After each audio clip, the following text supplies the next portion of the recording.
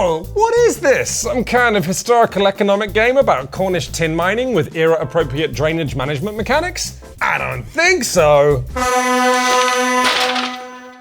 And what's that over there? Some kind of legendary 2004 card game designed by Thorsten Gimlet that we really shouldn't have gotten around to reviewing by now? Not today, Gimmels!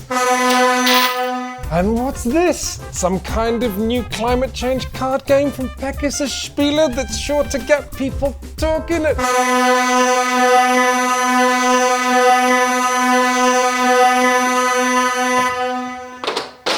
Today, the kind of games that shut up and sit down, look at, are gonna have to make some room for Dream Crush, a timeless fantasy dating game that instructs you to prepare to gush about your crush. Which is a rhythmic, if kind of moist way of saying that this is a game about trying to guess who your friends fancy. Now, I know what you're thinking. Has Quinns lost it? To which the answer is obviously yes. Last year I introduced a card game by pretending I found it taped to my ceiling.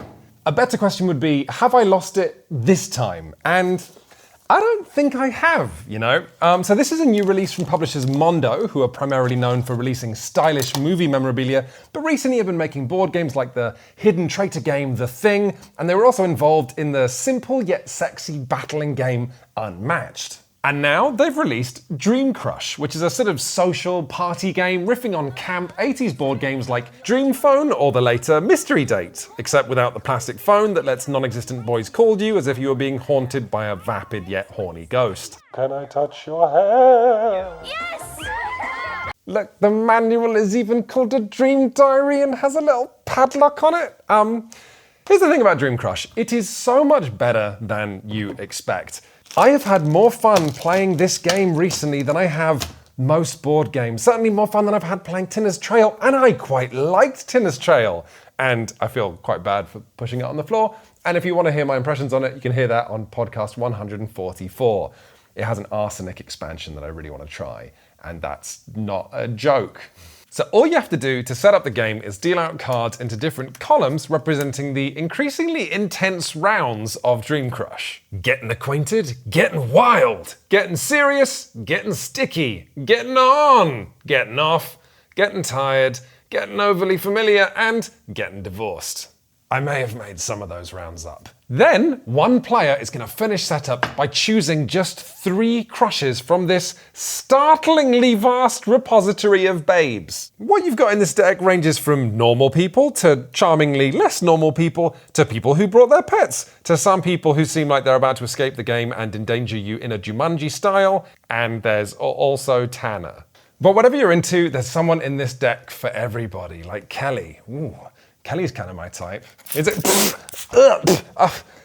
But however you pick your theoretical crushes, once you've got them, you are good to start. So every round of Dream Crush will give you a circumstance to imagine yourself with these crushes. In the first round, getting acquainted, that's going to be a meet cute, like waiting in a long line at Disney World, having to skate with them for one song at a roller rink, or the marginally less romantic, you're stuck in an elevator with them, there is no escape. And then you're going to learn a little bit more about them. So Val here is currently on a 2-year sabbatical, but you're not sure from what. Ali has an impressive collection of black velvet paintings, and Aaron is nicknamed Jazzhead. And then all the players have to simultaneously write down who they have the biggest crush on, but also who they think everyone else has the biggest crush on. And you'll get a point for every one of your friends you get correct. And so far, this game is fine. It is harmless, low-calorie fun, and maybe you'll go around the table saying, oh, I picked her because of this. Oh, I thought you'd like him because jazz, no? But it's in round 2, getting wild, that things start to get a little bit magical. Sure, in the first round of Dream Crush, you might spy someone who sets your heart sizzling and rotating like food in a microwave. But Dream Crush is actually a game about what happens when you find out more about them. It's about being surprised and mostly disappointed. Hey, couldn't help but notice you looking at me. You did? I was just on my way to the pop shop, gonna browse the latest Funkos. You in? Anything. Wait, Funko Pop? You'll also have to pay because my money's in NFTs right now. You know, I'm gonna go back to my flat. Cool, I'll come with you.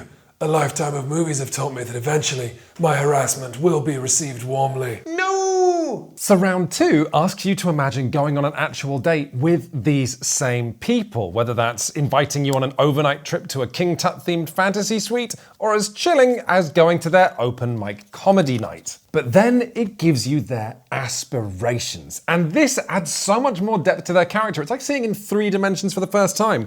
Val, who's on that weird 2-year sabbatical, wants to get into beekeeping this year. Ali, who has the impressive collection of paintings, is making the move from part-time paranormal investigator to full-time, and Aram, our jazz head, is writing a memoir for some reason.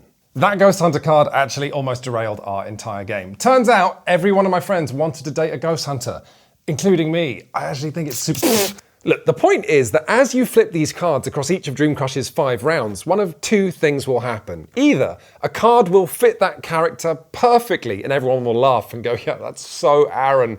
Or a card will be flipped and it won't fit the character you thought they were. And you'll all look at each other and go, Ali's surprising me now. Over the course of a whole game, it's like watching, I don't know, cheap plastic jewelry rotate so that every different facet catches the light.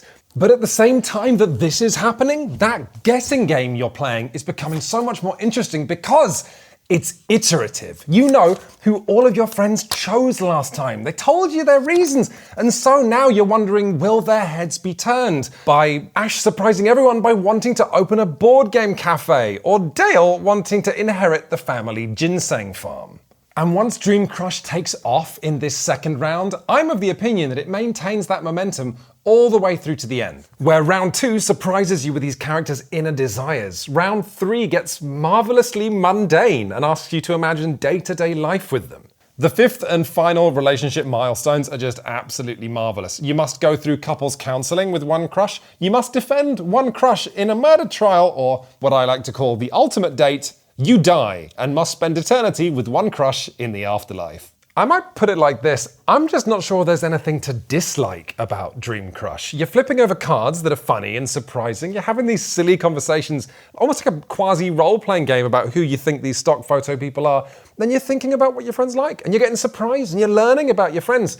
And like I said earlier, that's not going to be for everyone, but I think the people who aren't going to have fun playing Dream Crush stopped watching this video a long time ago. I think those of you terminally disinterested in dating all your friends or people will have turned off your monitor and turned your keyboard over and knocked the pens off your desk and placed a copy of Brass Birmingham to watch instead.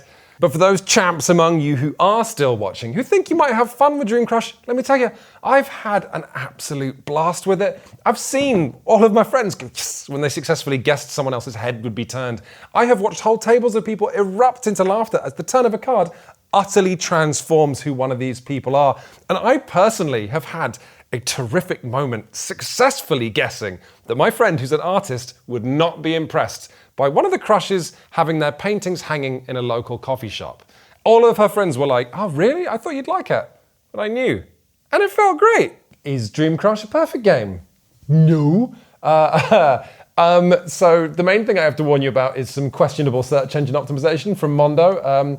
The first result for Dream Crush, if you Google it for a lot of people, is actually a website where women are gainfully employed stepping on things, which I would be completely fine with, except it has better video cataloging than shutupandSitDown.com.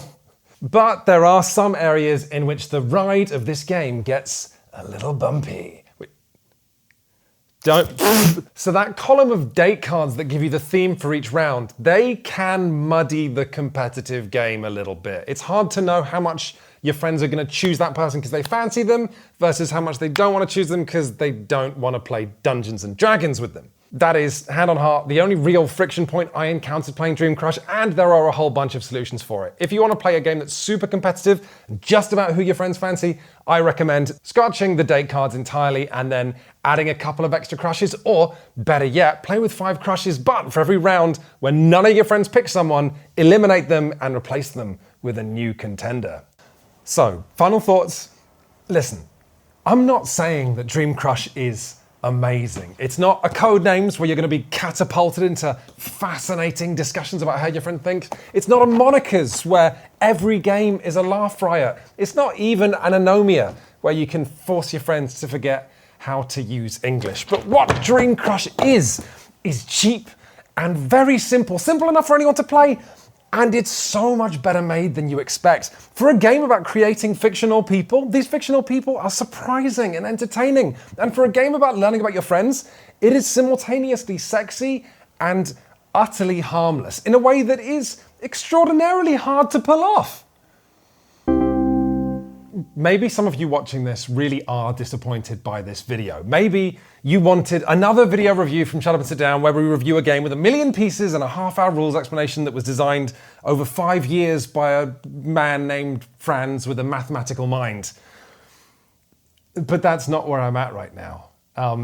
After the year we've all had, I miss my friends, you know, and I miss what they like and I miss what they don't like and I miss them surprising me.